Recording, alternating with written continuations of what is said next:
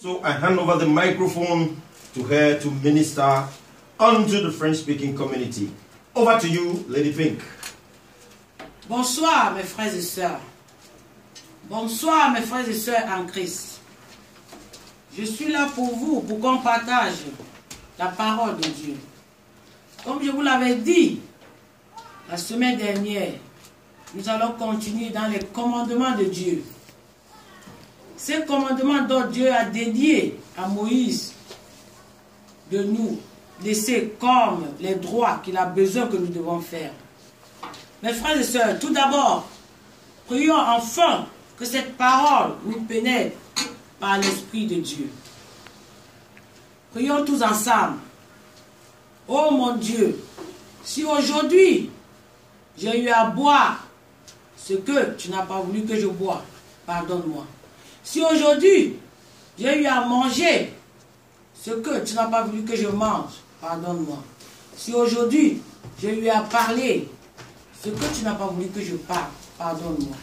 Que le sang de Jésus-Christ nous purifie et nous lave de nos péchés. Mes frères et sœurs, comme je vous l'avais dit la semaine passée, à propos des 10 commandements. Les 10 commandements sont là. Est-ce que nous nous rappelons de ça? Puisque d'abord, pour être un enfant de Dieu, pour être un vrai enfant de Dieu, je pense que nous devons commencer par ces commandements, par ces droits. Ainsi que vous, si vous avez une société, vous avez vos droits. C'est ainsi que le royaume de Dieu a ses droits. Et ces droits que le royaume de Dieu nous dédie, cela se trouve ici, dans la Sainte Bible. Et là, je vais vous le dire pour le premier commandement. Elle est écrite: tu n'adoreras point ton Dieu que moi. Mes frères et sœurs, cela se trouve dans Exode 20, verset 2. Et nous allons lire ensemble ce que notre Dieu a dédié comme commandement à Moïse de nous transmettre à partir de ses enfants en Israël, ses enfants israélites. Je vous ai toujours dit, enfant Israël ne veut pas dire Israël d'aujourd'hui. C'est vous, les enfants d'Israël. Vous qui croyez en Dieu. Vous qui croyez en Jésus. C'est nous qui croyons en Jésus. Nous devons nous appeler à nous-mêmes enfants d'Israël. Parce que c'est nous, les enfants d'Israël, nous qui croyons en Dieu. Nous qui respectons ces commandements. Mes frères et sœurs, ces commandements qu'il a dédiés, il a tenu vraiment en cœur. Car il savait que s'il ne les donne pas, ses enfants se perdront. Car il avait prévu ces commandements pour redonner une nouvelle vie à ses enfants. Car ses enfants étaient perdus en Égypte. Perdus en Égypte, qui veut dire perdus entre les mains de leurs ennemis. Mes frères et sœurs, nous avons des ennemis. Chacun de nous a les ennemis. Et parfois, nos ennemis, nous ne les voyons pas. Nous ne les connaissons pas. Mais en ce temps-là, Dieu connaissait les ennemis de ses enfants.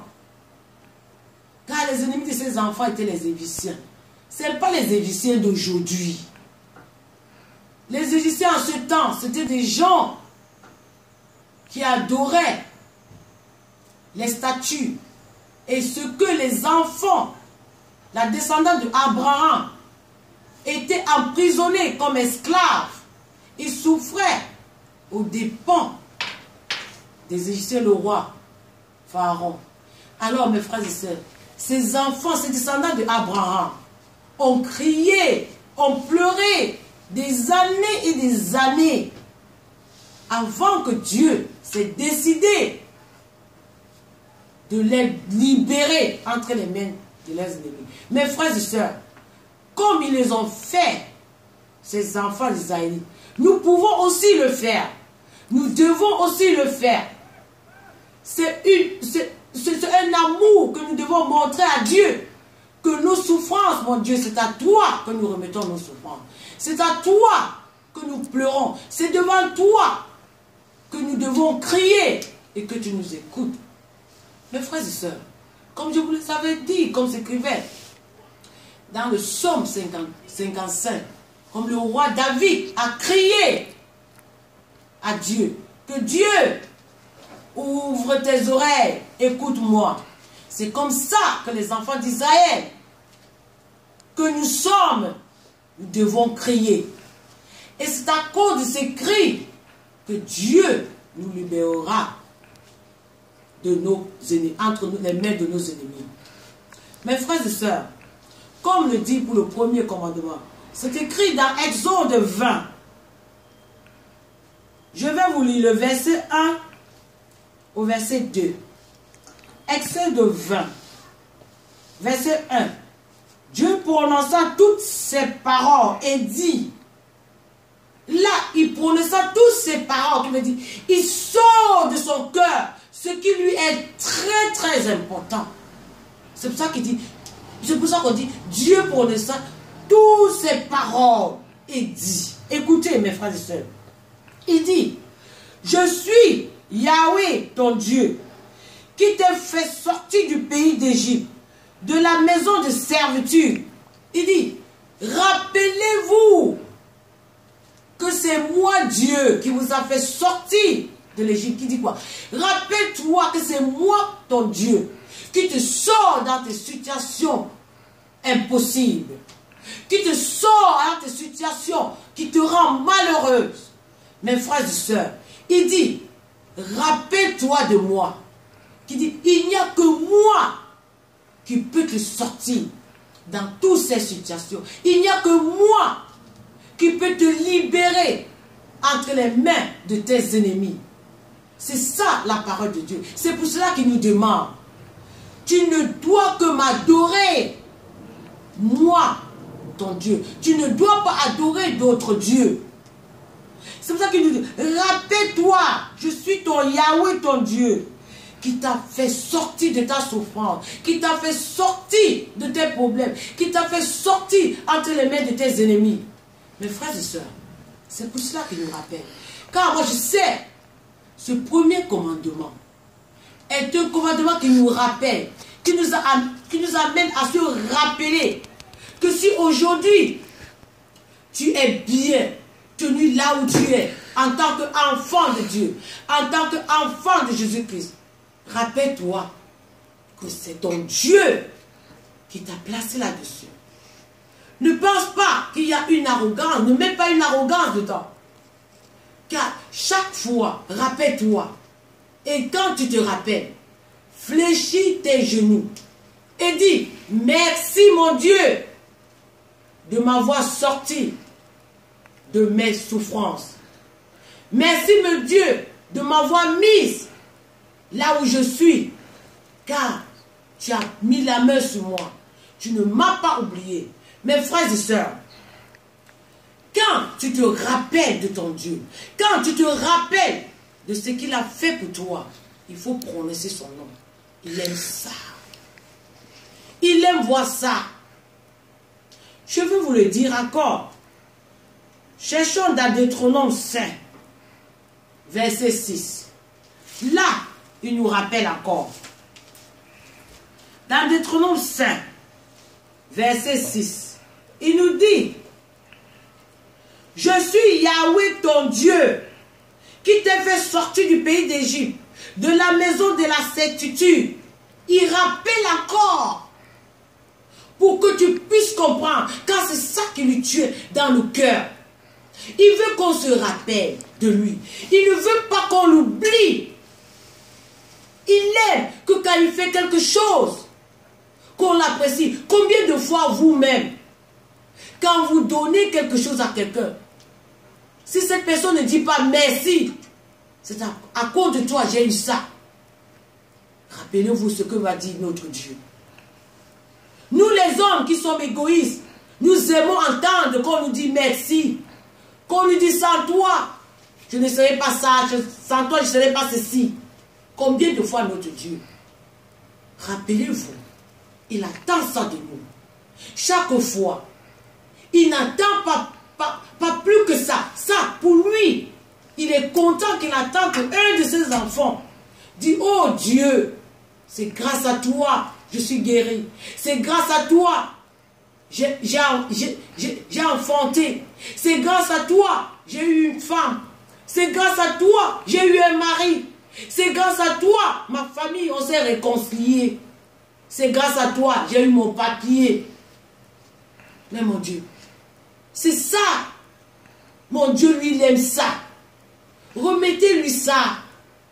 Ce qu'il mérite. Mes frères et sœurs, c'est ça qui est important. Dans le christianisme, rappelez-vous de Dieu. Rappelez-nous de notre Dieu, de notre Sauveur, de notre protecteur. C'est lui qui est là pour nous. Pendant que nous dormons, c'est lui qui est là pour veiller sur nous. Rappelons-nous de ça. Ce qu'il a fait aux Israélites en Égypte, il continue à le faire. Ne vous perdez pas en disant qu'il ne le fait pas. Il le fait. Et il va continuer à le faire. Et il le fera toujours. C'est le Dieu d'hier, le Dieu d'aujourd'hui et le Dieu de demain et le Dieu de l'éternité. Lui, notre Sauveur, c'est lui. Je vais vous amener là où il a encore dit, rappelez-vous de moi. C'est dans Exode 34. Je vous ferai encore comprendre là où il a encore insisté sur cette parole. Mes frères et sœurs, cette parole est pour nous très importante dans notre vie. De dire, mon Dieu, tu n'es que le seul à qui je pose mon espoir. Maintenant, nous sommes, là c'est l'alliance. Il faut savoir que dans Exode 34, verset 10, il sait que dès que tu dis, mon Dieu, c'est comme une alliance déjà pour lui. C'est comme une alliance. C'est comme si tu as dit devant lui, oui, mon Dieu, je t'aime. Tu es tout pour moi. Donc, c'est une alliance que tu fais déjà avec lui. Quand tu lui dis, mon Dieu, tu es là pour moi. Et tu es toujours là pour moi. Et tu es toujours, pendant que je t'appelle, tu es là pour moi. Il dit là, voici que je vais conclure une alliance. Devant tout ton peuple, je ferai des merveilles tel qu'il n'en était accompli dans aucun pays, ni aucune nation. Mes frères et sœurs, imaginez, imagine-toi, si Dieu fait une alliance avec toi, tu ne manqueras de rien. Qu'est-ce qui te coûte de ne pas l'adorer, de ne pas le prendre comme ton cœur, de le mettre dans ton cœur? Si tu l'acceptes, comme par exemple les gens disent, je suis born again, comme on dit en anglais, ou je suis né de nouveau. Oui, né de nouveau. C'est une alliance que tu crées avec Dieu. Mais né de nouveau ne veut pas dire que tu as créé cette alliance avec lui. Ça veut dire, tu es sur son chemin. Être sur son chemin, tu dois suivre ses commandements. Et suivre ses commandements, tu dois être auprès de lui. Et tu dois prononcer ton nom. Tu dois lui montrer cet amour. Et tu dois, quand tu lui montres cet amour, c'est là où tu crées ton alliance. Et dès qu'il est d'accord que ouais, ça c'est mon fils, ça c'est ma fille, elle me montre cet amour. Il me montre cet amour. Laisse-moi lui donner cette alliance-là. Cette alliance, ce n'est pas l'alliance dont un homme donne à une femme pour le marier. Non, c'est l'alliance spirituelle. Donc toi, tu es en contact direct avec ton Dieu. Cette alliance, avec ce commandement, premier commandement, c'est d'abord l'alliance. C'est une alliance qui nous appelle à nuer avec lui, à être avec lui. dans son premier commandement. Mes frères et sœurs, que le Saint-Esprit soit avec vous. Que la paix soit dans votre maison. Au nom de Jésus. Amen. Maintenant, nous allons passer sur le deuxième commandement. Tu ne feras point d'image taillée et ne te prosterneras point devant l'idolâtre. Mes frères et sœurs, vous voyez, c'est un Dieu jaloux. Notre Dieu, c'est un Dieu jaloux. Combien de fois, toi, tu es jaloux lorsque ton partenaire parle à une autre femme ou à un autre homme? Là, combien de fois Dieu, lorsque tu l'adores, tu dis, c'est toi mon Dieu, tu es tout pour moi, et après tu te retournes pour aller voir les marabouts, pour aller voir les féticheurs, pour aller voir les gens qui adorent les pierres, les marmites. Ça, c'est une trahison totale. C'est ce que Dieu n'aime pas. Il n'aime pas ça du tout. Il n'aime pas. Mes frères et sœurs, faites très attention. Nous qui sommes appelés les bons-légués, les nés de nouveau, c'est surtout à nous, car nous savons déjà que nous sommes en train d'entrer sur le chemin de Dieu. Ça, c'est le chemin de Dieu. Et voilà ses recommandations, voilà ses commandements, voilà ce qu'il nous donne pour qu'on puisse appliquer dans notre vie quotidienne. Mes frères et sœurs, ça c'est l'un parmi les commandements que lui, il déteste même encore trop, même, tu sais, tu vois, une concurrence avec ton Dieu, ça ne se fait pas. Et ça ne doit même jamais se faire. C'est un Dieu très, très jaloux. Très jaloux. Voilà qu'il en parle même dans Exode, verset 3. Tu n'auras pas d'autre Dieu devant moi. Waouh! Tu vois, il dit même encore, devant moi. Donc il veut dire que lui seul qui tient ici sur la terre, il n'y a pas d'autre, tu ne dois même pas. Donc lui c'est que partout il est là, il est comme un vent. Donc devant lui qui veut dire quoi? Lui il est assis, tu ne dois pas placer n'importe quoi devant lui pour le représenter. Ne le représentez pas avec quelque chose, ni avec un bois, ni avec une sculpture, ni avec une image. Ne le représentez pas. Dieu dit, il ne faut pas représenter quelque chose devant moi. Il ne faut pas fabriquer quelque chose. Vous dites, là c'est mon Dieu. Ou vous dites, là c'est mon coin, j'ai mis un bâton, ça c'est mon Dieu. Ou j'ai mis une pierre, ça c'est mon Dieu. Non, c'est ça qu'il dit, jamais il ne veut pas voir ça. Il veut que tu fléchis tes genoux. Tu tends la main vers le haut. Tu dis, Dieu, là où tu es, tu me vois. C'est à toi que je m'adresse. Je n'ai pas d'autre Dieu que toi. C'est toi, mon Dieu. C'est ça qu'il veut de nous. Pas que nous allons sur les féticheurs. Pas qu'après avoir été à la maison de Dieu, on court, on va encore chez le féticheur, ou chez le marabout, ou chez la lamibou. Ou peut-être pour voir les exorcismes et tout ça. Non. Il ne veut pas ça. C'est un Dieu jaloux. Jaloux plus que lui, là, il n'a pas. Hein. Je vous dis, il n'y a personne jaloux que lui, là. Il n'aime pas.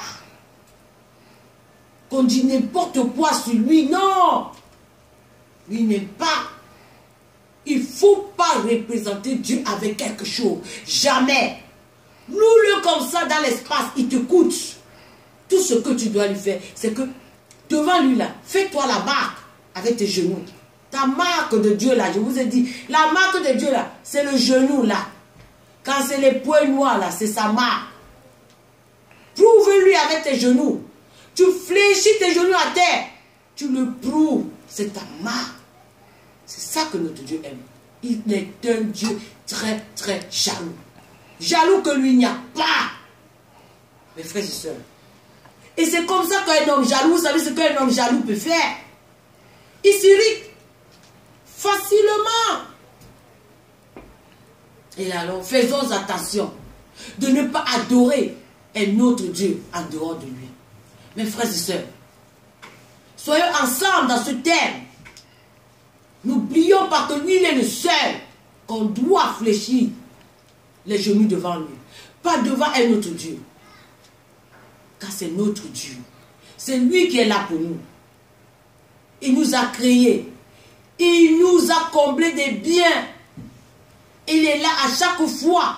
Quand le diable veut nous nuire, il est là pour nous. Il envoie les anges. Il envoie les esprits saints. Que la paix de Dieu soit dans votre maison. Et qui vous accompagne. Et partout où vous serez. Au nom de Jésus qui nous sauve. Amen. Et maintenant nous allons continuer. Le deuxième commandement. Nous allons ouvrir à la page Deutéronome 6.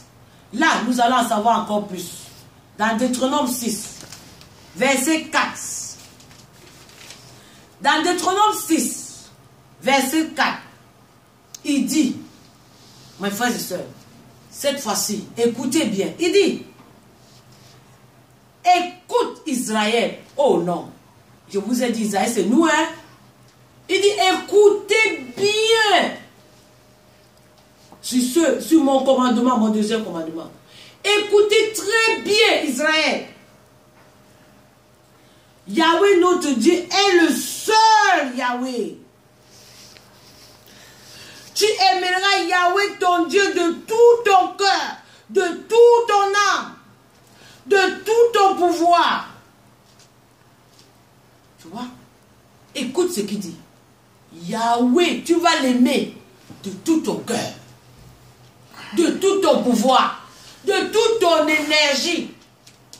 Que ce qui sort de ta bouche là, que ça soit Dieu, Yahweh. C'est ce qui nous rappelle encore dans Deutéronome 6, verset 4.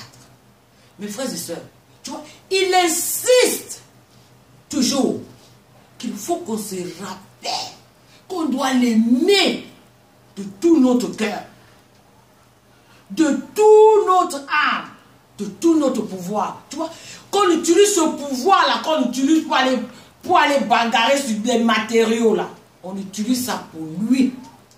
Ces matériaux qu'on devait utiliser au pouvoir pour aller bagarrer, il va faire ça pour nous. On dit c'est facile. Moi j'utilise mon pouvoir pour lui, il fait ça pour moi. Ça, mes frères et sœurs, écoutons tout ça ensemble. Ça, c'est pour nous ce que Dieu veut entendre de nous. Dieu veut nous voir faire cela. Si nous essayons, ça ne veut pas dire que d'un moment à l'autre, je sais, tout dans la vie, on va pas à pas. Il n'y a pas bagarre dedans. Tu vas aller pas à pas. Un jour, tu vas te retrouver que tu donnes ton pouvoir, ton âme pour louer Dieu. Ne sois pas triste, ne dis pas que non, je n'arrive pas. Non, tu vas arriver. Il faut seulement essayer. Essaie de donner ton pouvoir à Dieu, de l'adorer avec tout ton pouvoir, de l'adorer avec toute ton âme, de l'adorer avec tout ton cœur. Tu vas parvenir. Pour aller chez lui là, c'est pas difficile. C'est nous qui sommes difficiles. C'est l'homme qui est difficile. Dieu n'est pas difficile. Mes frères et sœurs, comme je vous l'ai dit, ce programme, c'est un programme dont je fais avec vous tous les mercredis de 15h à 16h. Tous les vendredis de 15h à 16h. Et le titre de ce programme, c'est le chemin 7 de l'inspiration. L'inspiration, la parole de Dieu. L'inspiration auprès de nos prophètes. L'inspiration aux hommes de Dieu. Mes frères et sœurs, moi-même je m'inspire. C'est pour ça que je partage cette inspiration avec vous. Et je veux que chaque fois que l'inspiration qui se trouve dans la Sainte Bible, que nous la partageons ensemble. Plus vous m'écoutez, plus on vient ensemble, plus on suit le chemin de Dieu ensemble. Que la paix du Christ soit avec vous. Amen. Amen. Mes frères et sœurs, je veux vous encore Nous allons aller sur le deuxième commandement. Nous entrons dans Osée, chapitre 13, verset 4. Pour voir ce que Dieu nous parle là-dedans. Dans Osée. Parce que là, c'est là où nous devons plus encore savoir.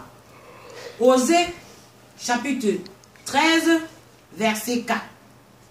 Voilà qui nous dit là. Pourtant, moi, je suis Yahweh.